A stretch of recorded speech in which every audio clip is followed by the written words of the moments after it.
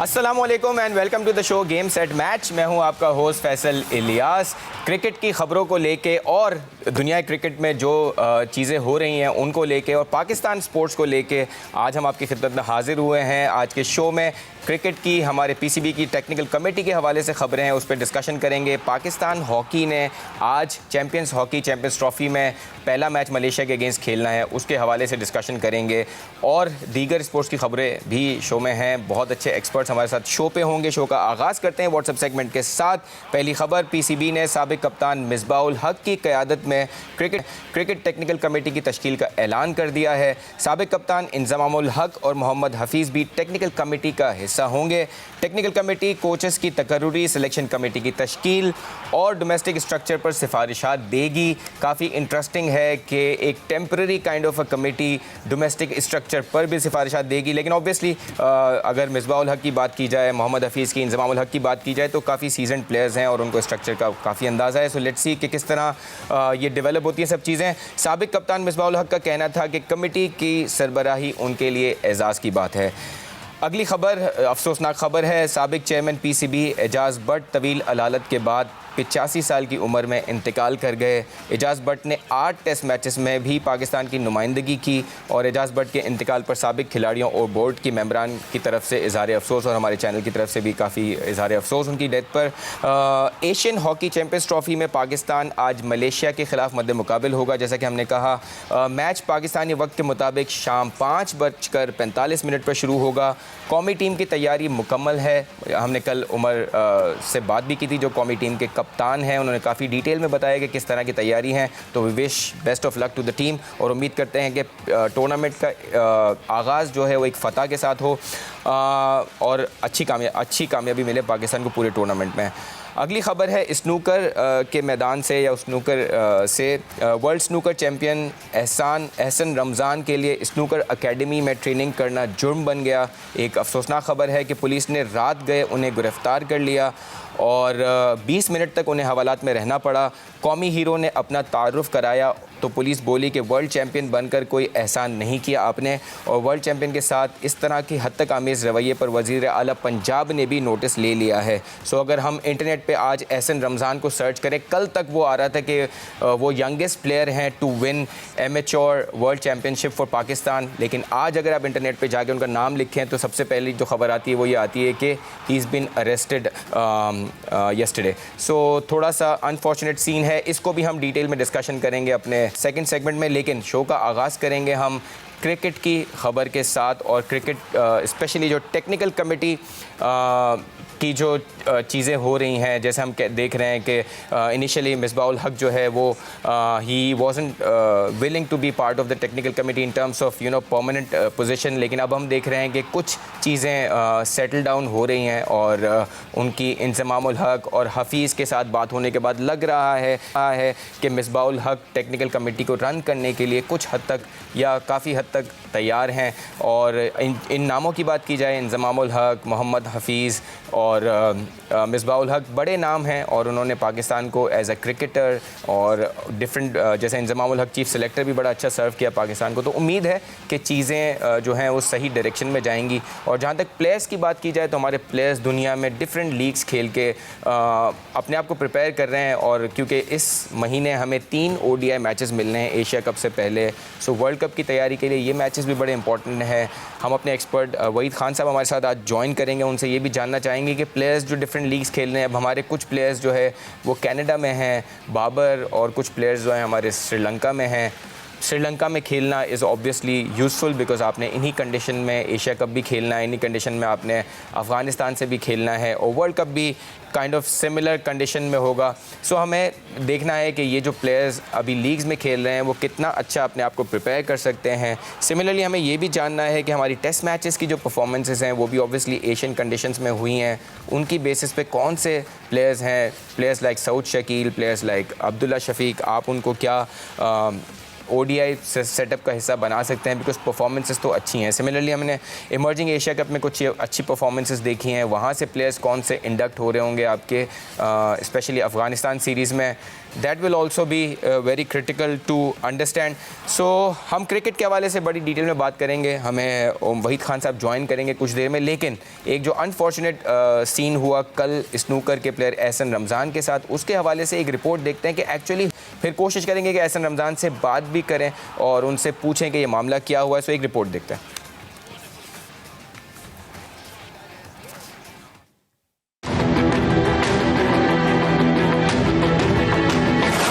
Lahore police का snooker champion Ehsan Ramzan से नारवा सलूक। रात 12 बजे स्नूकर क्लब से प्रैक्टिस के दौरान एहसन रमजान को गिरफ्तार कर लिया। एहसन रमजान बोलते रहे कि मैं चैंपियन हूं, मगर पुलिस ने एक ना सुनी। एहसन रमजान ने 15 से 20 मिनट तक हवालात में गुजारे। स्नूकर चैंपियन ने कहा पुलिस एहलकारों का रवैया दहशतगर्द को गिरफ्तार करने जैसा था। मैंने उन्हें बताया कि मैं वर्ल्ड चैंपियन हूँ, तो उन्होंने बहुत ही ज्यादा बदतमीजी की। उन्होंने कहा अगर आप वर्ल्ड चैंपियन हो तो आप अपने लिए हो, हमारे लिए आपने क्या किया। एहसन रमजान ने बताया जब बेल्ट उतारने से इनकार किया तो पुलिस एहलकार ने जदोकोब किया। उधर बोला कि बेल्ट किसने पहना है, मैंने कहा जी मैंने पहना। कहते ही उतार दें। मैंने कहा आप समझें ये एक प्राइवेसी है, मैं नहीं उतार सकता। उन्होंने कहा नहीं जी ये यहाँ का रूल है, आपका घर नहीं है, ये हमारा थाना है, जो हम यहाँ पे कहेंगे वही होगा। निगरान वज़ीर पंजाब मोहसिन नकवी ने वाक़े का नोटिस लेकर CCPO से रिपोर्ट तलब कर ली। मोहसिन नकवी का कहना है कि स्नूकर चैंपियन से नारवा सलूक किसी सूरत काबिल कबूल नहीं, जिम्मेदारान के खिलाफ कार्रवाई होगी। कैमरामैन मोहम्मद अहमद के साथ कादिर ख्वाजा, समा, लाहौर।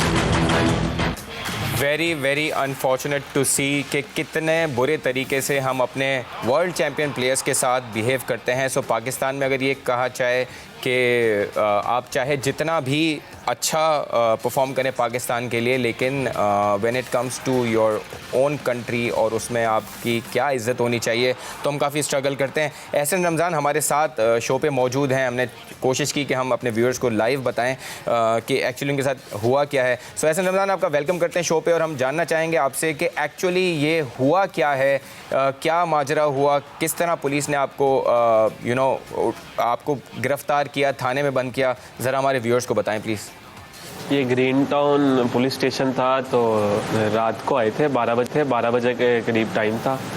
तो उन्होंने आते साथ फ़ौरन बदतमीज़ी की। काउंटर में जो मैनेजर था उसे बोला कि 2 मिनट के अंदर क्लब बंद कर दिया जाए।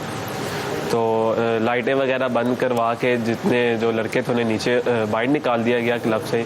तो ख़ुद भी नीचे चले गए, तो साथ जो क्लब के वर्कर्स थे वो भी नीचे चले गए। तो फैसल भाई के साथ उनकी बहस हो रही थी कि आप ऐसा क्यों कर रहे हैं। इतनी देर में मैं नीचे पहुंचा तो मैंने सवाल किया, मैंने कहा क्या हुआ है। तो उन्होंने कहा कि बस SHO साहब का हुक्म है कि आप क्लब बंद कर दें। मैंने कहा वजह, बस जी ऊपर से हुक्म आया है, कुछ इश्यूज़ हैं कि क्लब बंद कर दिया जाए। मैंने कहा क्लब तो बंद करना मुश्किल है, क्योंकि ये क्लब आज से नहीं, इसे बहुत टाइम हो गया है, 6 से 7 साल हो गए, 8 साल ये क्लब यहाँ पर ही है, तो आज तक ऐसे नहीं हुआ। तो उन्होंने कहा जी ये ऊपर से ऑर्डर आया, आप SHO साहब से बात कर लें। तो हालांकि इन्होंने क्लब वगैरह बंद करवा दिया सब कुछ। तो मैं तो वहाँ पे बात करने के लिए गया था कि ये क्या माजरा, आप ऐसे क्यों कर रहे हैं। तो यही कह लें कि मेरी गलती थी कि मैं वहाँ पे चला गया। तो जैसे ही वहाँ पे एंटर हुए तो उन्होंने बदतमीज़ी करना स्टार्ट कर दी कि इनको हवालात में बंद किया जाए। ये तो मैंने स्टार्ट में सुन लिया था। तो उनकी जो टीम थी वो SHO के कमरे की तरफ चली गई, ऑफिस की तरफ। तो जब वो वहाँ से बाहर निकलते हैं तो मुझे कहते हैं चलो आप उस रूम में। उनका एक ऑफिस था, वहाँ पे ले गए और हमारे पास जो मोबाइल और वॉलेट थे वो सब कुछ निकाल लिए। तो काफ़ी ज़्यादा उन्होंने बदतमीज़ी की। तो उसके बाद उन्होंने कहा कि हम आपको हवालात में बंद करेंगे। पता चला कि आप किसी अगले इवेंट की तैयारी कर रहे थे जब ये पूरा माजरा हुआ, जब आपकी गिरफ्तारी हुई, उस वक्त आप अभी कौन सा इवेंट है जिसकी आप तैयारी कर रहे हैं? वर्ल्ड चैम्पियनशिप आ रही है जो 2022 मार्च में मैं जीता था। उसकी प्रैक्टिस के लिए क्लब में मैंने, क्योंकि सबको ही पता है कि मैं ज़्यादा टाइम क्लब में ही रहता हूँ, कभी क्लब में ही सो जाता हूँ घर, क्योंकि प्रैक्टिस है, घर दूर है बहुत। तो जब भी इवेंट पास होता है तो ज़्यादा से ज़्यादा मेहनत करते हैं कि चलें, अगर मेहनत करके जाएंगे तो शायद अल्लाह पाक कोई सबब लगा दे। लेकिन वो जब उन्होंने पुलिस स्टेशन में जब सब चीज़ें वगैरह ले ली तो फिर उन्होंने बोला कि कि बेल्ट उतार दो। मैंने कहा बेल्ट क्यों उतारना है? कहते हैं कि आपको हवालात में हमने बंद करना है। मैंने कहा मैं आया तो अपनी मर्जी था यहाँ पे, आपने हवालात में बंद करना है तो आप कर दें, कोई इशू नहीं है, मैं कोई मुजरिम नहीं हूँ, मैंने कोई ऐसा काम नहीं किया है, तो आपने बंद करना है तो कर दें, लेकिन बेल्ट तो ना उतरवाएं, एक प्राइवेसी होती है, तो आपकी मेहरबानी, आप मेरे भाई जैसे हैं समझें। उन्होंने काफ़ी बदतमीजी की। मैं वहाँ से जब हवालात की तरफ चला गया तो मैंने बेल्ट नहीं उतारी थी, तो वहाँ पे उसने जाके फिर देखा कि आपने बेल्ट नहीं उतारी, तो ठीक है, फिर ये आपका घर नहीं है, ये थाना है, जहाँ यहाँ पे जो हम कहते हैं वही होता है। तो फिर मैंने बेल्ट उतार के दे दी और 15 से 20 मिनट उन्होंने मुझे हवालात में रखा। Very very unfortunate. ऐसा ना, हमें ये भी बताएं कि हमें पता चला है कि कुछ ओहदेदारान ने इस वाक़े का नोटिस लिया है, वज़ीर आला पंजाब ने वाक़े का नोटिस लिया है। क्या आपसे किसी ओहदेदारान ने, किसी ने बात की है कि ये पुलिस की तरफ से गलती हुई है या कोई ऐसी कोई सिचुएशन आई है जिसमें किसी ने आपसे रब्ता किया हो, स्पेशली वज़ीर आला ने? जी बिल्कुल, नोटिस तो लिया है, लेकिन मेरा सवाल अभी तक वही है कि मुझे इंसाफ चाहिए, क्योंकि मैं ये रीज़न जानना चाहता हूँ कि मेरे साथ ऐसा क्यों हुआ। ठीक है, जहाँ तक क्लब की बात है, क्लब वो बंद करवाने आए थे, क्लब बंद भी हो गया, मैं तो वहाँ पे मिलने गया था, फिर मेरे साथ ऐसा सलूक क्यों किया गया जो एक मुजरिम के साथ किया जाता है? मैंने इनका क्या बिगाड़ा था? ऐसा ना, आपकी बातों से काफ़ी दिख रहा है कि काफ़ी आप डिसहार्ट हो गए हैं, सो कोई दबाव महसूस कर रहे हैं, और ये डिसहार्टनेस जो है वो कैसे ख़त्म होगी अब? जी बिल्कुल, बहुत ज़्यादा अपसेट हूँ, क्योंकि जब मैं 2022 मार्च में वर्ल्ड चैम्पियन बनकर वापस आया था, तो यही पंजाब पुलिस ने मुझे, आईजी साहब ने और सीसीपीओ साहब ने बुलाकर मेरी हौसला अफजाई की थी, तो मैं इस चीज़ से बहुत खुश था। और लेकिन जो कल जो मेरे साथ हुआ है, मैं इस चीज़ से बहुत मायूस हूँ, क्योंकि अगर आज ये मेरे साथ हुआ है, कल किसी और के साथ भी हो सकता है, तो आवाज़ उठानी चाहिए। मेरा सिर्फ यही मुतालबा है कि अगर आपका रूल मतलब क्लब बंद करवाने की बात थी, वो तो क्लब आपने बंद कर दिया, मुझे हवालात में किस जुर्म में बंद किया गया, मुझे इसका जवाब चाहिए, मुझे इंसाफ चाहिए। नहीं, बिल्कुल सही बात है, काफ़ी अनफॉर्चुनेट सिचुएशन है, और हम यही कहेंगे कि आप अपनी आई एम श्योर आप अपनी परफॉर्मेंसेस से आगे इस चीज़ का जवाब देंगे। हुकाम बाला से कोई अपील करना चाहेंगे? मेरी यही अपील है कि जल्द से जल्द इसके ऊपर कोई एक्शन लिया जाए, क्योंकि अगर किसी एसपी के पास जाकर मैंने ये बात करनी होती, तो वो एसपी ऑफिस भी था उनके थाने के अंदर, तो वहाँ पर ही हो जाना था कुछ ना कुछ।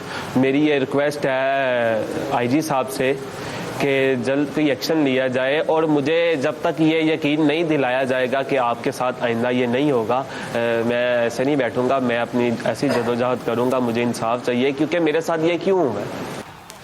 ऑलराइट, एहसन रमज़ान, बहुत शुक्रिया आपका शो पे होने के लिए। हमें senior sports journalist and analyst Waheed Khan साहब ने ज्वाइन कर लिया है। वहीद भाई, वेलकम करते हैं आपका शो पे, और सबसे पहला सवाल आपसे यही जानना चाहेंगे कि हमारे जो वर्ल्ड चैम्पियन प्लेयर्स हैं लाइक एहसन रमज़ान, उनके साथ इस तरह की सिचुएशन हो रही है कि उन्हें पुलिस जो है वो ज़बरदस्ती गिरफ़्तार करके हवालात में डाल रही है, उनसे बात नहीं हो रही, इतनी अवेयरनेस नहीं है पुलिस को कि एक वर्ल्ड चैम्पियन प्लेयर है। क्या कहेंगे इस वाक़े के बारे में? नहीं, फैसल बात ही है कि ये जो इंसिडेंट हुआ है एहसन के साथ, ये वेकअप कॉल है हमारी अथॉरिटीज़ के लिए। हमारे जो मिनिस्टर है, इंटर प्रोविंशियल कोऑर्डिनेशन कमेटी है, वो क्रिकेट पे तो बहुत बोलते हैं, उनको बहुत शौक है क्रिकेट पे बोलने का, तो अब मैं देखना चाहता हूँ कि वो इस पे क्या एक्शन लेते हैं। बात यह है कि Pakistan sports board, Pakistan Olympic association, ये जितने भी है, ठीक है, स्नूकर जो है वो ओलंपिक स्पोर्ट नहीं है, लेकिन ये सारे वो इदारे हैं जो स्पोर्ट्स को चलाते हैं पाकिस्तान में, तो इनका तो अब तक रिएक्शन आ जाना चाहिए था, और अब तक इनको मतलब जो है कोशिश करनी चाहिए थी कि जो भी लोग इन्वॉल्व है इस चीज़ में, जिन्होंने इसको एहसन को मतलब हवालात पे बंद किया, वो नो राइम और रीज़न, उनके खिलाफ तब तक कार्रवाई हो जानी चाहिए थी। तो बात यह है कि यहाँ पर इस मुल्क में हम अपने चैंपियंस को, चाहे वो किसी भी स्पोर्ट से हो, हम उनका बिल्कुल लिहाज नहीं करते, और जो वो मेडल जीत के आते हैं तो वो वक्ती तौर पे बस हर आदमी तस्वीरें खिंचवाता है, लेकिन वैसे जनरली मतलब बिल्कुल ही हम इग्नोर करके रखते हैं, खास करके अगर क्रिकेट से हट के स्पोर्ट्स हो। आप देख लें, नवाब भट्ट की मिसाल है, अशर रदीम की मिसाल है, तालिब की मिसाल है, बहुत मिसाल है ऐसी। बिल्कुल सही है। और दूसरा अनफॉर्चुनेट सिचुएशन वहीद भाई ये भी है कि ये काफ़ी यंग प्लेयर्स हैं। एक बंदा मतलब टीन एज में अभी वो अपनी 17-18 साल का प्लेयर है। हम देखते हैं कि एक तरफ हम बात करते हैं कि हम अपने जब हमने देखा कि स्क्वॉश में अच्छी परफॉर्मेंस आई, हमने प्लेयर को काफ़ी अप्रिशिएट किया, लेकिन हम इतने यंग प्लेयर्स के साथ हम क्या कर रहे हैं? मतलब अगर एक प्लेयर कह रहा है कि मैं वर्ल्ड चैम्पियन हूँ, मैंने पाकिस्तान के लिए चैम्पियनशिप जीती है, उसको पुलिस पलट के ये कह रही है कि भाई आपने हमारे लिए कुछ नहीं किया। सो ये तो फैसल पूरा पंजाब के जो मतलब पुलिस के जो चीफ है उनको पूरी इंक्वायरी होनी चाहिए इसके ऊपर कि ये पहली बात तो ये क्लब क्यों बंद किया गया। एक तो ये सवाल ये तो कोई बात नहीं होती। बस एसएचओ साहब ने जैसे उसने कहा है सन ने कि उस भाइयों ने कहा जी एसएचओ साहब का हुक्म है। भाई एसएचओ साहब क्या कोई मतलब वो है मतलब मालिक है पूरे लाहौर के, जो कहेंगे वैसे ही होगा। दूसरा फिर ये कि आप एक बंदे को ऐसा ना हो, मैं कहता हूँ कोई आम आदमी भी हो, भाई किस बेसिस पे आप उसको बंद कर रहे हो? कोई रीजन तो हो ना। ऐसा थोड़ी हाई हैंडेडनेस हो सकती है पुलिस की। ये तो मतलब जो चीफ मिनिस्टर है पंजाब के, जो मतलब प्राइम मिनिस्टर, उनको देखना चाहिए कि ये तो मतलब ये स्नूकर चैंपियन है तो चलो ये इंसिडेंट हाईलाइट हो गया। अगर ये एक आम आदमी के साथ हो तो ये तो हाईलाइट भी ना हो। तो मतलब ये बड़ी एक कैसे बोलते हैं खतरे की घंटी है और इस पे बिल्कुल सीरियस नोटिस लेना चाहिए और जो लोग इसमें इन्वॉल्व है उनके खिलाफ सख्त से सख्त एक्शन होना चाहिए। बिल्कुल सही बात है। उम्मीद है कि इस पे इन्वेस्टिगेशन भी हो और जो लोग इन्वॉल्व हैं उनको रेप्रिमांड भी किया जाए ताकि इस तरह के इवेंट्स दोबारा ना हो। वहीद भाई क्रिकेट की तरफ रुख करते हैं, बिकॉज जो बहुत सारे व्यूअर्स आपको देख के वो क्रिकेट पे बात ज़रूर सुनना चाह रहे होंगे। तो सबसे पहले अगर हम बात करें प्लेयर्स की, तो हमारे प्लेयर्स डिफरेंट लीग्स में खेल रहे हैं। कुछ प्लेयर्स हमारे कनाडा में हैं, अच्छी परफॉर्मेंसेस दे रहे हैं। हमारे बाबर जो हैं वो श्रीलंका में हैं। सो क्या आपको क्या लगता है, अभी अफ़गानिस्तान से हमें 3 मैचेस खेलने हैं एशिया कप से पहले, डू यू थिंक के प्लेयर्स सही कर रहे हैं ये लीग्स खेल के अपने आप को प्रिपेयर करने के लिए, या आपको लगता है कि कोई लीग पाकिस्तान के अंदर होनी चाहिए थी, कोई ओडीआई टूर्नामेंट पाकिस्तान के अंदर होना चाहिए था और प्रिपेयर करना चाहिए था एशिया कप के लिए, वर्ल्ड कप के लिए? मतलब फैसल ये बड़ा एक जो है ना कैच 21 सिचुएशन वाली बात आ जाती है, क्योंकि जो हमारे कॉन्ट्रैक्टेड प्लेयर्स हैं जिन्होंने वर्ल्ड कप में खेलना है, जैसे बाबर हो गया, रिजवान हो गया, शादाब हो गया, जो पक्के हैं, हारिस रऊफ, शाहीन वगैरह, इनका आई थिंक थोड़ा सा तो क्रिकेट बोर्ड को जो है ना मतलब देखना चाहिए कि भाई अभी टाइम बिल्कुल नहीं है आपके पास। तो बैक टू बैक टूर्नामेंट से एशिया कप और वर्ल्ड कप बिल्कुल टाइम नहीं है आपके पास, और आपने समझ लें कि 2 से ढाई महीने के टाइम में you will play more than 15 matches, और वो भी वनडे मैचेस है, 50 ओवर वाले मैचेस हैं। तो आई थिंक थोड़ा सा आई डोंट नो, जो नॉन कॉन्ट्रैक्टेड प्लेयर्स हैं उनका तो चले ठीक है, कोई ऐसा इशू नहीं, वो खेले बिल्कुल पैसे कमाए, लेकिन जो हमारे कॉन्ट्रैक्टेड प्लेयर्स हैं जैसे 100 में भी इस पर लोग खेल रहे हैं, तो मतलब ठीक है आप 2-3 मैचेस के लिए आप अलाउ कर देते हैं कि पैसा अच्छा मिलता है, वो अपनी जगह बिल्कुल ठीक है। मैं कहीं पढ़ रहा था कि बाबर के पता नहीं किसका स्टेटमेंट आया था कि बाबर को जो श्रीलंका में जो पैसे मिल रहे हैं वो उतने ही हैं जो मतलब टेस्ट मैचेस पूरे साल खेलने के मिलते हैं, ऐसी कोई बात हो रही थी। लेकिन बात यह है कि पैसा हर चीज़ नहीं होती, आप बिल्कुल अलाउ करें लड़कों को खेलने के लिए लीग्स में जाके, लेकिन आपको अपने इंटरनेशनल कमिटमेंट्स को भी प्रायोरिटी देनी पड़ेगी। तो ये टाइम मुझे समझ में नहीं आया कि ये मतलब वर्ल्ड कप से इतना करीब और एशिया कप से इतना करीब क्यों आप इतने सारे प्लेयर्स को अलाउ कर रहे हैं जो कि वर्ल्ड कप का हिस्सा होंगे, क्योंकि हमेशा मतलब एक थोड़ा सा एक वो रहता है, डर रहता है कि कहीं यार कोई इंजरी ना हो जाए, कोई मसला ना हो जाए जिसकी वजह से फिर हमारे मतलब चांसेस को मतलब जो है वो नुकसान पहुंचे। तो आई थिंक अभी मतलब अगस्त स्टार्ट हो चुका है, मतलब अफगानिस्तान से हमने 22 सीरीज खेलनी है, तो इट्स अबाउट टाइम के भाई आप इन सबको बुलाएं वापस, जो मतलब वर्ल्ड कप का हिस्सा है, जो इवन जो बैकअप में इन सबको बुला लेना चाहिए वापस, और इनको आप मतलब इनका कैंप वैम्प लगाना शुरू करें, क्योंकि जो अफगानिस्तान से भी सीरीज होगी, श्रीलंका में भी एशिया कप, पाकिस्तान में जो मैचेस हैं, फिर भी वर्ल्ड कप, मतलब ये इस हिसाब से तैयारी होनी चाहिए, यहाँ पर शुरू हो जानी चाहिए अब तक। बिल्कुल सही है, बिल्कुल सही है। लेकिन वहीदा एक मसला एक ये भी है ना कि आपके जो प्लेयर्स हैं, वो जो सेंट्रल कॉन्ट्रैक्ट के भी जो प्लेयर्स हैं, जिस तरह आप कह रहे हैं, उनके कॉन्ट्रैक्ट्स जून में एक्सपायर हुए, जुलाई के लिए वो एक्सटेंड हुए हैं। सो काफ़ी अनसर्टनिटी है। बहुत सारे प्लेयर्स हैं जो टेस्ट मैच का, जैसे फवाद आलम है, वो आपके सेंट्रली कॉन्ट्रैक्टेड हैं, लेकिन टेस्ट मैचेस के लिए वो सिलेक्ट नहीं हो रहे। सो ये एक अजीब सी सिचुएशन है जिसको क्लैरिफाई होना बड़ा ज़रूरी है, बिकॉज आगे चल के हम टेक्निकल कमेटी की भी बात करेंगे। लेकिन प्लेयर्स के इन लीग्स में जाने की एक रीज़न ये भी हो सकती है कि आपके बोर्ड के लेवल पे काफ़ी अनसर्टेनिटी है। बिल्कुल बिल्कुल, बहुत ज्यादा अनसर्टेनिटी है और अभी तक अनसर्टेनिटी है। आप ये देखें ना, कल जाके जो है पहली दफा ऑफिशियल अनाउंसमेंट किया है बोर्ड ने about this cricket technical committee, हालांकि एक मीटिंग ऑलरेडी हो चुकी है इनकी, और कल अनाउंसमेंट हुआ है ऑफिशियल के लिए हुआ है। तो बोर्ड का मौक़िफ़ भी इस पे वाज़ेह नहीं है, और मतलब मैं समझता हूँ, हालांकि कल मैंने सुना था मीटिंग हुई थी क्रिकेट के मतलब ये टेक्निकल कमेटी की ज़का अशरफ वगैरह वगैरह, लेकिन काफ़ी चीज़ें अनसर्टेनिटी है। उसकी वजह आप भी जानते हैं फैसल कि जब आप 12 महीने में 3 चेयरमैन चेंज करेंगे तो भाई पर ऐसे ही होगा। फिर वो जो मतलब अब जो चेयरमैन आए ज़का अशरफ, उनके अभी भी उनकी मतलब कॉन्स्टिट्यूशनल पोजीशन पे, उनकी लीगल पोजीशन पे अभी भी बहुत सवालात है, कोर्ट में केसेस हैं। तो इट्स अ वेरी मतलब uncertain situation. No one knows कि क्या होने वाला है आगे चल के, क्योंकि हमें नहीं पता कि अब अगर केयर टेकर गवर्नमेंट जब आती है वो क्या सोचती है, फिर इलेक्शन तक क्या होता है। तो बहुत ही अनसर्टेन सिचुएशन है जिसकी वजह से सारे प्रॉब्लम्स खड़े हो रहे हैं। अब प्लेयर्स का मुझे ये समझ में नहीं आया कि यार चेयरमैन चाहे कोई भी है, मुझे तो ये लगता है कि जो बोर्ड की पॉलिसी है about allowing players to participate in foreign leagues, वो तो एक क्लियर कट पॉलिसी होनी चाहिए ना। उससे चेयरमैन के आने जाने से क्या फर्क पड़ना चाहिए। मतलब आपकी बोर्ड पॉलिसी होनी चाहिए एज एन इंस्टीट्यूशन की यार इतने लीग्स में लड़के खेल सकते हैं, इस वक्त नहीं खेल सकते, इस वक्त खेल सकते हैं, खत्म हुई बात। तो ये एक अजीब हमारे वहाँ सोचा है कि जो चेयरमैन आता है वो जब वो नया चेयरमैन आता है तो हर चीज़ हर पॉलिसी मतलब जो है वो दूसरे तरीके से देखी जाती है। तो इस वजह से जो है इतनी अनसर्टेनिटी इस वक्त आ रही है हमारी क्रिकेट में, और ये अनसर्टेनिटी उसी वक्त क्लियर होगी अब जो ये इस वक्त क्रिकेट मैनेजमेंट कमेटी जो काम कर रही है। अब मजे की बात ये कि ये क्रिकेट मैनेजमेंट कमेटी का आप उठा के देख लें, जो नोटिफिकेशन इशू हुआ है इनके अपॉइंटमेंट का, इनकी अपॉइंटमेंट भी 2-3 महीने की है। हमें ये नहीं पता कि 2-3 महीने बाद हुआ क्या ज़का अशरफ रहेंगे चेयरमैन, मतलब बोर्ड ऑफ गवर्नर्स में कौन आएगा। तो it's a very very uncertain situation. Absolutely, इसके बारे में मजीद डिटेल से बात करेंगे और टेक्निकल कमेटी की जो उस पर भी आपसे डिस्कशन करेंगे। वहीद भाई हमारे साथ, वहीद भाई होंगे। एक छोटे से ब्रेक पे जाना है, ब्रेक से वापस आके कंटिन्यू करते हैं हमारे discussion. Welcome back on game set match. हमारे साथ हैं सीनियर स्पोर्ट्स तज्जियाकार वहीद खान साहब। ब्रेक पे जाने से पहले हम टेक्निकल कमेटी के हवाले से डिस्कशन कर रहे थे, जिसकी एक मीटिंग फाइनली कल अंजाम पाई है।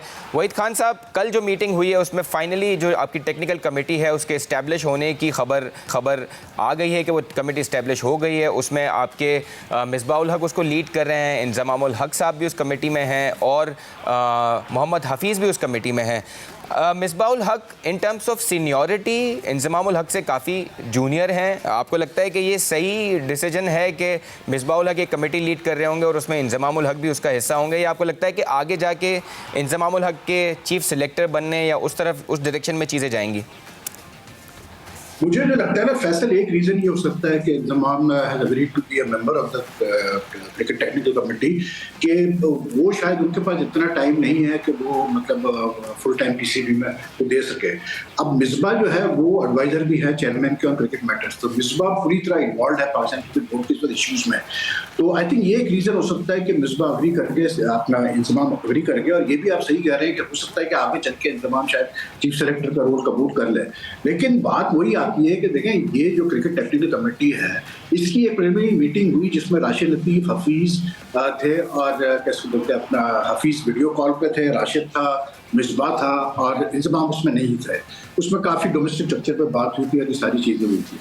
तो उसके ऊपर बोर्ड ने कोई अनाउंसमेंट नहीं की। अब जो है ये कल जो प्रेस रिलीज आई है, हालांकि ये रिकमेंडरी बॉडी है, लेकिन जो इनको मतलब सारी चीज़ें दी गई है कि जो SOPs हैं ये तो हर चीज़ में रिकमेंड करेंगे चेयरमैन को, चाहे वो कोचेस की अपॉइंटमेंट हो, टीम मैनेजमेंट के मसले हो, सिलेक्शन कमेटी हो, डोमेस्टिक क्रिकेट हो।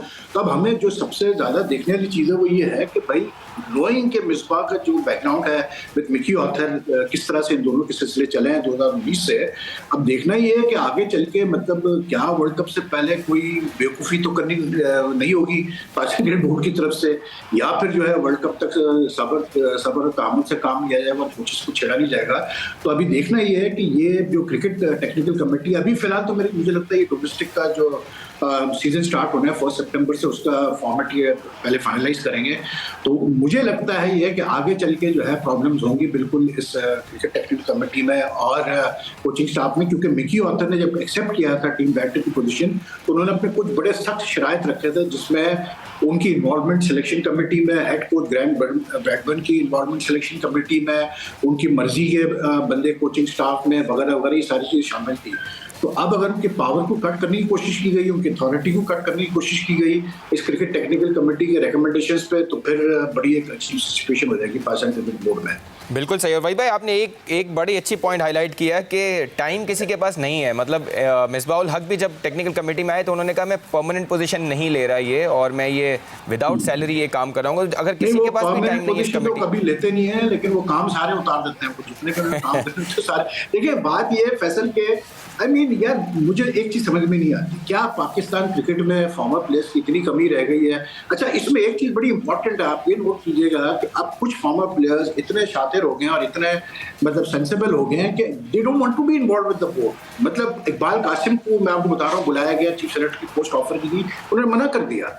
राशिद लतीफ को इनिशियल प्रीलिमिनरी मीटिंग में बुलाया गया, उनको ये चीज रियलाइज हो गई कि भाई ये जो है क्रिकेट कमेटी के मतलब शोल्डर पर रख के फिर फायरिंग होगी बाद में, तो हम लोग के ऊपर बुराई आएगी। उन्होंने भी अपने आप को डिस्टेंस कर लिया।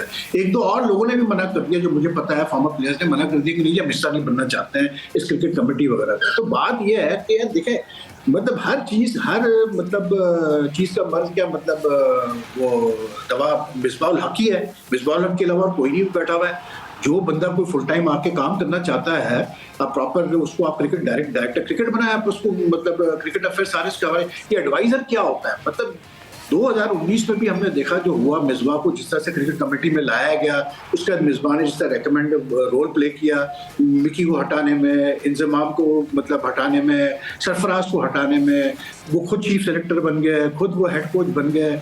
आज उनको तकलीफ हो रही है कि मिकी ऑथर क्यों मतलब सिलेक्शन कमेटी में है। तो ये डबल स्टैंडर्ड्स होते हैं, और मैं समझता हूँ यही चीज़ें, ये जो पुरानी शक्लें बार बार आती हैं क्रिकेट बोर्ड में, जो यही लोग आते रहते हैं ना, पुरानी शक्लें जो आती हैं क्रिकेट बोर्ड में, इनकी वजह से सबसे ज़्यादा जो है मसला क्रिएट होता है। और I think it's about time कि यार ये सारे सिलसिले खत्म होने चाहिए। Proper cricket Pakistan cricket board में एक सीईओ हो जो क्रिकेटर हो, फॉर्मर क्रिकेटर हो, जो सारी क्रिकेट के मैटर्स को देखेंगे। क्रिकेट कमेटी वगैरह क्या चीज़ होती है? ऐसी कोई चीज़ नहीं है। दूसरे बोर्ड्स में प्रॉपर टीम क्रिकेट डायरेक्टर्स अब अपॉइंट हो रहे हैं। ये क्रिकेट टेक्निकल कमेटी और रिकमेंडरी बेसिस वगैरह ये सब खत्म हो चुका है। बिल्कुल सही है। सिलेक्शन के हवाले से मोहम्मद वसीम का नाम काफ़ी गर्दिश कर रहा है। आपको लगता है कि he could be one of the candidates for chief selector? मैं क्या कहूँ यार फैसल, मतलब अगर मोहम्मद वसीम फिर चीफ सेलेक्टर बन गया तो फिर अल्लाह ही मतलब खैर करे यार इसके क्रिकेट बोर्ड को और हालात कर। देखिए मैं वही कह रहा हूँ कि भाई उसने अपनी बारी कर ली ना, उसने जिस तरह से उसकी टीम सेलेक्ट करनी थी उसने कर ली। आज तक उन्होंने इस चीज़ का जवाब नहीं दिया मोहम्मद वसीम ने। मैं उनकी ट्वीट देखता रहता हूँ यार। दुनिया कह रही थी कि आप जो टीम भेज रहे हैं, जो बैट्समैन भेज रहे हैं ऑस्ट्रेलियन कंडीशंस के लिए, वो नहीं चलेंगे ऑस्ट्रेलिया में, वो फेल होंगे। इन्होंने कहा नहीं जी यही चलेंगे। क्या हुआ? वो सारे फेल हुए। फेल तो छोड़े, उनको खिलाया तक नहीं गया आपने वर्ल्ड कप में क्रिकेट मैच के बाद। उसका जवाब दिया इन्होंने मोहम्मद वसीम साहब ने, he was the paid chief selector.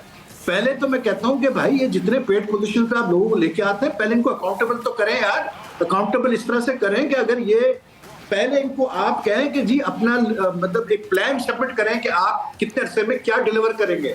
और अगर ये डिलीवर नहीं कर पाते, चाहे वो चीफ सेलेक्टर हो, हेड कोच हो, कोई भी हो, कोई भी क्रिकेट रिलेटेड उसमें हो, डोमेस्टिक के कोचेज हो, तो इनको आप 3-3 साल के लिए क्रिकेट से डिबार कर दें यार। इनको फिर कोई पोस्ट ना दें आप अगले 3 साल, फिर अकाउंटेबिलिटी होगी। ये क्या मंगा है यार? अभी ये बता 4 साल रह के गया चीफ सेलेक्टर, फिर उसका नाम चल रहा है जी चीफ सेलेक्टर के लिए।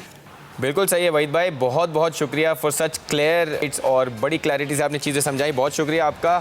पाकिस्तान का मैच होना है मलेशिया से एशियंस हॉकी चैंपियंस ट्रॉफी में। आज पहला मैच है पाकिस्तान का मलेशिया के साथ, उसके बारे में बात करेंगे एक स्मॉल ब्रेक के बाद। Welcome back on game set match. जैसे ही हम ये सेगमेंट कर रहे हैं, पाकिस्तान की hockey team is all geared up to take on their match against Malaysia in India. Chennai में हमारी टीम तैयार है मलेशिया से अपना पहला मैच खेलने के लिए। इसलिए हमने चाहा कि हॉकी पे बात हो, और कौन बेहतर हो सकता है। फ्लाइंग हॉर्स समीउल्लाह खान साबिक ओलंपियन हमारे साथ हैं, उनसे बात करेंगे कि पाकिस्तान के क्या चांसेस हैं इस मैच में और इस टूर्नामेंट में। समीउल्लाह खान साहब, वेलकम करते हैं आपका शो पे। अस्सलाम वालेकुम। वालेकुम सलाम। सर जी, पाकिस्तान का मैच बस स्टार्ट ही होने वाला है एज वी स्पीक, सो क्या चांसेस लगते हैं? कल हमने पाकिस्तान के कप्तान से भी बात की, उमर भुट्टा से, और टीम काफ़ी अच्छी ट्रेनिंग करके गई है लाहौर से। वहाँ पे भी कम टाइम मिला है इंडिया में प्रैक्टिस करने का, लेकिन टीम काफ़ी अच्छी गियर्ड अप लग रही है। व्हाट डू यू थिंक, क्या चांसेस है पाकिस्तान के इस टूर्नामेंट में, कैसी परफॉर्मेंस रहेगी? मलेशिया के खिलाफ मेरे ख्याल में चांसेस अभी तक तो 50-50 हैं, लेकिन ओवरऑल अगर देखें मलेशिया के खिलाफ हमारी परफॉर्मेंस बड़ी अच्छी रही। आप बिल्कुल ठीक कहते हैं। उमर भुट्टा को मैंने देखा खेलते, पूरी टीम लास्ट ईयर जो कॉमनवेल्थ गेम हुई उसमें हमारी टीम में पोटेंशियल है अभी भी। सिर्फ जो खराबी है, जो मैं खराबी कह रहे हैं, खामी कह रहे हैं, वो है पेनल्टी कॉर्नर की। एक पेनल्टी कॉर्नर बचाने के लिए और दूसरा पेनल्टी कॉर्नर फ्लिक जो है उसको गोल करने की सलाहियत में अगर इम्प्रूवमेंट की होगी तो मुझे उम्मीद है कि पाकिस्तान की टीम आज बेहतर परफॉर्म करेगी और बेहतर परफॉर्म करना भी चाहिए।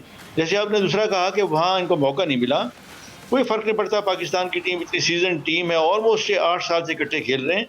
कोई भी फील्ड हो, किसी किस्म का वेदर हो, इनको परफॉर्म करना चाहिए। एब्सोल्युटली। और समीला खान साहब, क्योंकि आपको गेम की इतनी समझ है और एग्जैक्टली यही बात कल उमर भुट्टा ने भी हमसे कही कि पेनल्टी कॉर्नर्स जो है वो डिफाइनिंग चीज़ हो जाती है जब आप खेलते हैं मलेशिया, इंडिया या जनूबी कोरिया टाइप की टीम से। उन्होंने बताया भी कि बांग्लादेश में जो मैच हो रहा था सेमीफाइनल्स, उसमें वो जो जनूबी कोरिया से हारे थे वो पेनल्टी कॉर्नर्स की वजह से ही हारे थे। क्या लगता है आपको, कैसे इस पर्टिकुलर एरिया में पाकिस्तान इंप्रूव कर सकता है?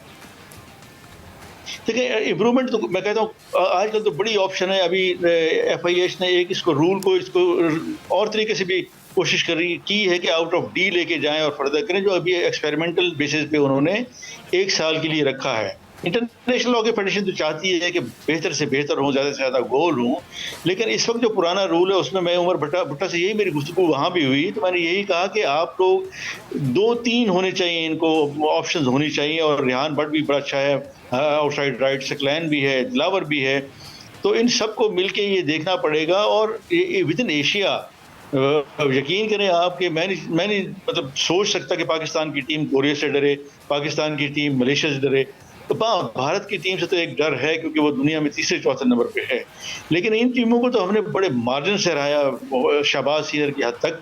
तो बेहतर खेलें, तहम्मुल से खेलें। और इसमें जो आजकल बड़ी हॉकी में बड़ा अच्छा है कि पहला जो हाफ है वो बड़ा इंपॉर्टेंट होता है, और जो चौथा हाफ है, जो क्वार्टर जिसको कहते हैं, वो बहुत अहम होता है। इन दो में एहतियात करें, पहले हाफ में गोल करने की कोशिश करें और गोल ना खाएं, और चौथे हाफ में ऑल आउट जाएं, तो मेरे ख्याल में चांसेस होनी चाहिए। लेकिन जैसे मैंने पहले कहा, क्योंकि मलेशिया की टीम भी बुरी नहीं है, अभी वो पहला मैच है, तो इस वक्त तक क्योंकि मैच शुरू नहीं हुआ तो 50-50 चांसेस हैं दोनों टीमों के। बिल्कुल सही है। एशियंस हॉकी चैंपियंस ट्रॉफी में पाकिस्तान का रिकॉर्ड ऑल्दो बड़ा अच्छा रहा है। पाकिस्तान ये 8वां सीज़न है, 3 टूर्नामेंट पाकिस्तान ने जीते हैं, 3 इंडिया ने जीते हैं, 1 कोरिया ने जीता है। कोरिया अपने टाइटल का डिफेंड कर रहा है। लेकिन रैंकिंग के हवाले से देखा जाए सर, तो पाकिस्तान की रैंकिंग जनूबी कोरिया या इंडिया के मुकाबले में बहुत नीचे। हम 16वें रैंक की टीम है, इंडिया 4थे रैंक की टीम है। डू यू थिंक कि ये भी हमारे प्लेयर्स के बैक ऑफ द माइंड होगा जब वो इन बड़ी टीमों से खेल रहे होंगे? ये हमारे प्लेयरों के तो बैक ऑफ माइंड आपने बिल्कुल ठीक फरमाया, नहीं होगा इतना ज़्यादा। बाकी जो टीमें हैं जैसे मलेशिया है, कोरिया है, उनके जहन में ये होता है कि हमारी तो रैंकिंग बहुत अच्छी है। उनका कॉन्फिडेंस लेवल जिसको कहते हैं ना कि ऑलमोस्ट 80% होता है। उसके अलावा अगर हमें देखें तो हमारा जो कॉन्फिडेंस लेवल होगा वो 60% होगा। तो वो तो एक फ़र्क है, ज़रूर होना चाहिए, क्योंकि रैंकिंग बनती ही इसीलिए ओवरऑल साल की परफॉर्मेंस, 2 साल की परफॉर्मेंस। जिसको कहते हैं बदकिस्मती से हमने ख्याल नहीं किया, पाकिस्तान हॉकी फेडरेशन के लोगों ने ध्यान नहीं दिया, तो ये नौबत आई। लेकिन जो मैं कह रहा हूँ कि मैं 1 साल से पाकिस्तान टीम की परफॉर्मेंस देख रहा हूँ, मलेशिया की भी देख रहा हूँ और भारत की भी देख रहा हूँ, तो पाकिस्तान की टीम के चांसेस हैं कि आज का मैच भी जीतें और कोरिया से भी जीतें, और जीतना चाहिए। रहा भारत के खिलाफ तो वो एक जिसको कहते हैं कि डू और डाई वाली गेम होगी, अल्लाह करे उस तक पहुँचें। तो ये डिपेंड करता है आज का, जैसे मैंने पहले कहा, पहला क्वार्टर और चौथा क्वार्टर, इसमें हम कितना कुछ कर सकते हैं, उस पर डिपेंड करते हैं हमारी टीम की परफॉर्मेंस। बिल्कुल सही है सर। हमारे हॉकी में क्योंकि चेंजेस बहुत होती रहती हैं, जैसे आपने PHF का भी तस्करा किया कि वहाँ पे भी चैलेंजेस हैं। अभी हमारे रिसेंटली कोचिंग स्टाफ भी चेंज हुआ है, हम फॉरेन कोच से हम लोकल कोचेस की तरफ मूव हुए हैं। डू यू थिंक कि उसका थोड़ा सा इम्पैक्ट होगा, या आपको लगता है कि प्लेयर्स, जैसे आपने कहा कि 1 साल से आपकी नज़र है हमारे टीम पे, आपको लगता है कि प्लेयर्स नए कोचिंग स्टाफ के साथ भी अडाप्ट करके अच्छी परफॉर्मेंसेस निकाल सकते हैं? बिल्कुल सही आपने ये किया कि ये हमारी फेडरेशन में अभी तक ये समझ नहीं आई, और 4 कोच इन्होंने लगा दिए, फिर शहनाज शेख को भी बुला लिया। ये बड़ा सोच समझ के फैसला करना चाहिए। देखिए, हमारे खिलाड़ी, मैं इनको हमेशा कहता रहता था, रेहान बट को, सकलैन को, दिलावर से थोड़ा सा इनसे सीनियर है, तो जब भी आप खेलें दिल लगा के खेलें और कंट्रोवर्सी में ना पड़े। देखिए, ये दोनों कंट्रोवर्शियल थे, तो वो इसी वजह से सब लोग क्रिटिसाइज़ कर रहे हैं कि ये कोचिंग कर पाएंगे नहीं कर पाएंगे। कैपेसिटी है, कैपेबिलिटी है, आपको साबित कदम रहना चाहिए, और उसके साथ साथ आपको हॉकी के लिए हॉकी से सिंसियर होना चाहिए। ये नहीं कि अगर मुझे टीम से बाहर निकाल दिया, मुझे कोचिंग पैनल से बाहर निकाल दिया, तो मैं उनका कच्चा छटा खोल दूँ कि इन्होंने ये किया, इनको ये नहीं करना चाहिए था। बड़ी बुर्दबारी का काम है कोचिंग, इनका इम्तिहान है। रेहान बट का पहले भी कर चुके, और सकलैन का भी, दिलावर भी। इनके लिए अब बात बिल्कुल ठीक है कि अब कितना कमांड कर सकते हैं ये खिलाड़ियों पे, कितना कमांड कर सकते हैं ये बेंच पे, जो रिप्लेसमेंट करे तो अच्छी करें, उस पर बड़ा डिपेंड करता है। और ये तीनों का आज इम्तिहान होगा, अल्लाह करे कि इसमें ये कामयाब हो। फ़र्क ज़रूर पड़ता है कि अगर कोच एकमैन जैसे था, उसके साथ 2 साल से थे तो अंडरस्टैंडिंग थी, अल्लाह करे इनके साथ भी अंडरस्टैंडिंग हो जाए इंशाल्लाह। और आपको लगता है कि सर हर जैसे हमारी बड़ा अच्छा बात लगा था जब हमने उमर भुट्टा से बात की, उन्होंने कहा कि हम हर टीम के साथ मैच को सीरियसली लेंगे और हर टीम के साथ सेपरेटली प्लानिंग करके जाएंगे। आपको लगता है जिस वक्त में आप खेलते थे ऑब्वियसली बड़ी डिफरेंट हॉकी थी, लेकिन आज ऑब्वियसली आपको हर टीम को डिफरेंटली प्लान करके जाना है। आपको लगता है कि टीम में ये कैपेबिलिटी है कि वो हर टीम को उसकी स्ट्रेंथ्स, उसकी वीकनेसेस को समझते हुए उस तरह परफॉर्म कर सकेंगे? देखिए, हमारे ज़माने में भी हॉकी का खेल मुख्तलिफ था, जिसको कहने के इतना फास्ट नहीं था जितना ये है। लेकिन मुझसे पूछें कि आजकल की हॉकी बड़ी आसान है कि 60 मिनट का गेम है और रिप्लेसमेंट अनलिमिटेड है। तो मुझसे पूछें तो अगर ये हमारे ज़माने में होता तो हम अच्छी अच्छी टीमों को और उड़ा देते। लेकिन इनको, जैसे उमर भुट्टा ने कहा कि हर मैच की अलग स्ट्रेटजी होती है। जब आप हॉलैंड के खिलाफ खेलेंगे तो उनका देखेंगे कि पेनल्टी कॉर्नर स्ट्रॉन्ग है। जब ऑस्ट्रेलिया के खिलाफ खेलेंगे तो आप देखेंगे कि उनके मिडिल डिफेंस और फॉरवर्ड लाइन बड़ी डैशिंग है। वैसे ही भारत की देख लें, वैसे ही बेल्जियम की देख लें। और फिर एशियन पे अगर कहें तो मलेशिया जो है वो हमसे बेहतर नहीं है, कोरिया भी हमसे बेहतर नहीं है। उनका खेल वही है जैसे हमारा खेल है। तो हमें 5-3-2-1 का एडवांटेज उठाना चाहिए। और फिर उमर भुट्टा जो कि अभी मैं देख रहा हूँ स्वीपर के तौर पर इस्तेमाल होता है, और या 5वां हाफ बैक कह लें, या उसको एक अजीब सी उन्होंने पोजीशन बनाई हुई है। तो उस पोजीशन पे ये अच्छा खेल रहा है। इसको चाहिए कि ज़्यादा से ज़्यादा फीड करे अपने फॉरवर्ड को। फॉरवर्ड में, लेफ्ट आउट में भी, राइट आउट में इतना पोटेंशियल है कि वो पेनिट्रेट कर सकें। हर मैच की ज़रूर अलग स्ट्रेटजी होनी चाहिए, और हर मैच के जो कहते हैं ना कि उन टीम के अच्छे पॉइंट और अपने टीम के जो बेहतर पॉइंट, इनको हमें यकजा करना चाहिए। भाई मैं दुआ गो हूँ कि ये जो तीनों कोच के हैं ये बेहतर करें, जो मैनेजर के हैं वो कुछ बेहतर करें, और खिलाड़ी आज अच्छा परफॉर्म करेंगे तो इनके लिए आगे मैचेस जो हैं वो काफ़ी आसान हैं। बिल्कुल सही है। पाकिस्तान का तराना बजना शुरू हो गया है चेन्नई के ग्राउंड में, और इसी दुआ के साथ आपने भी ये दुआ की कि पाकिस्तानी टीम इंशाल्लाह अच्छा परफॉर्म करे। हम सब ये दुआ करते हैं कि पाकिस्तानी टीम अच्छा परफॉर्म करे, इवेंचुअली इंडिया के अगेंस्ट भी मैच जीते हम, और ये टूर्नामेंट हमारे लिए यादगार बने। समीर साहब बहुत बहुत शुक्रिया आपका। अपने व्यूअर्स का भी शुक्रिया अदा करेंगे। शो का वक्त खत्म हो जाता है। उम्मीद करते हैं कि पाकिस्तान अच्छी परफॉर्मेंस के बारे में कल डिटेल से बात करेंगे। हमारा शो देखते रहें, कल फिर मुलाकात होगी।